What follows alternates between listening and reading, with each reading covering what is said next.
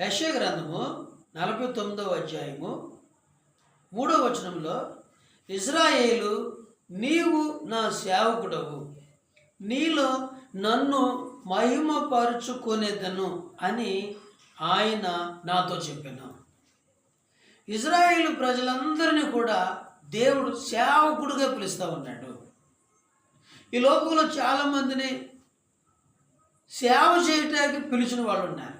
అయితే ఇక్కడ ఇజ్రాయేలీలందరినీ కూడా నా సేవకుడు అంటున్నాడు. అంటే క్రైస్తవులమైన మనము కూడా ఆయన సేవకులమే.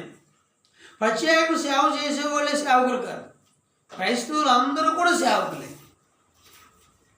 సేవకుడుగా దేవుడు ఎందుకు ఏర్పాటు చేస్తున్నాడంటే, సేవకునిలో దేవుడు తన్ను తాను మహిమపరుచుకోవటానికి, దేవుడు తన కార్యాలు జరిగించడానికి.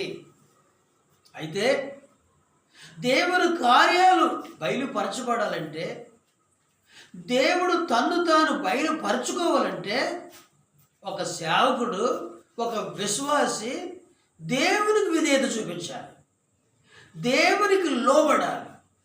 దేవునికి లోబడటం ద్వారా, దేవునికి విధేయత చూపించటం ద్వారా, దేవుని మాట వినటం ద్వారా దేవుడు తన కార్యాలు చేయటం ప్రారంభిస్తాడు. ఆ విధముగా తన్ను తాను లోకమునకు బయలుపరుచుకుంటాడు. అనేకులు రక్షణ పొందటానికి ఒక సాధనముగా విశ్వాసిని, సేవకుని వాడుకుంటాడు.